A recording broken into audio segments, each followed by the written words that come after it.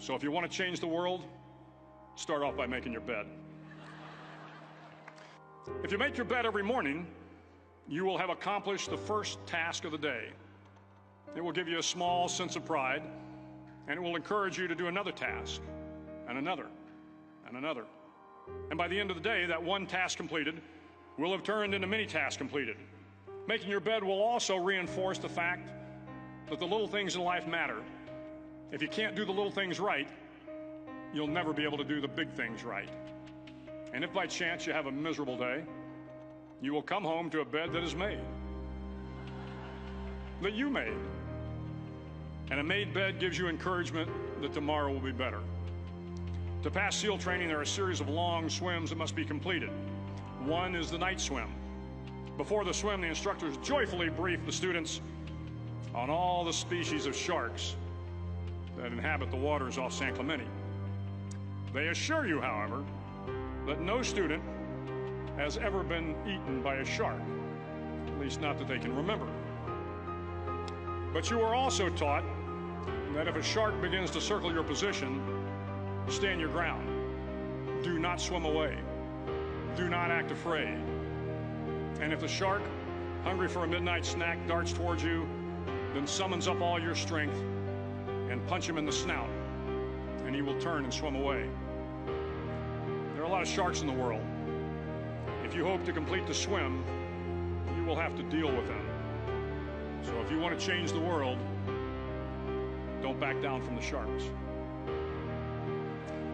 Over a few weeks of difficult training, my SEAL class, which started with 150 men, was down to just 42. There were now 6 boat crews of 7 men each. I was in the boat with the tall guys, but the best boat crew we had was made up of the little guys, the Munchkin crew, we called them. No one was over 5'5". The Munchkin boat crew had 1 American Indian, 1 African American, 1 Polish American, 1 Greek American, 1 Italian American, and 2 tough kids from the Midwest. They out-paddled, outran, and outswam all the other boat crews. The big men in the other boat crews would always make good-natured fun of the tiny little flippers the Munchkins put on their tiny little feet prior to every swim.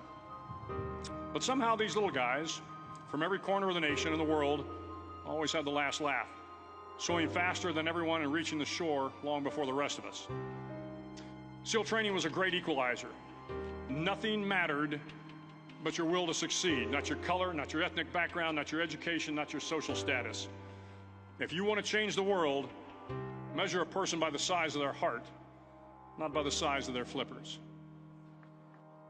The 9th week of training is referred to as Hell Week.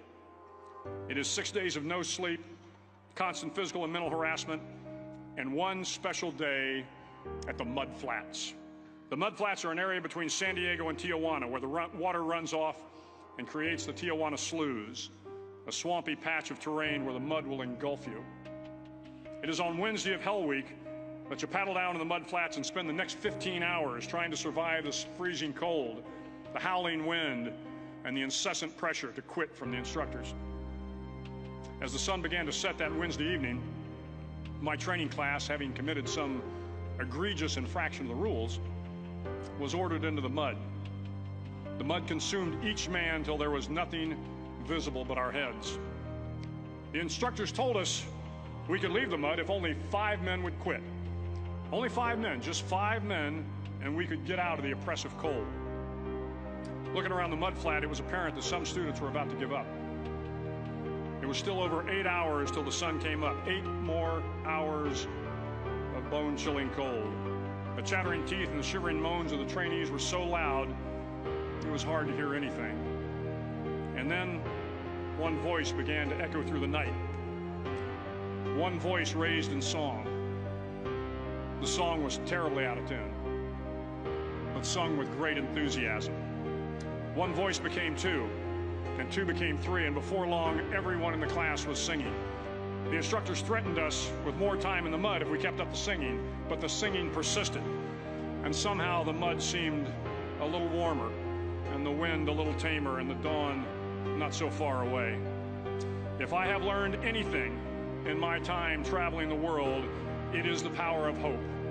The power of one person, a Washington, a Lincoln, King, Mandela, and even a young girl from Pakistan, Malala. One person can change the world by giving people hope. So if you want to change the world, start each day with a task completed. Find someone to help you through life. Respect everyone. Know that life is not fair and that you will fail often. But if you take some risks, step up when the times are the toughest, face down the bullies, lift up the downtrodden, and never, ever give up. If you do these things, the next generation and the generations that follow will live in a world far better than the one we have today. And what started here will indeed have changed the world for the better.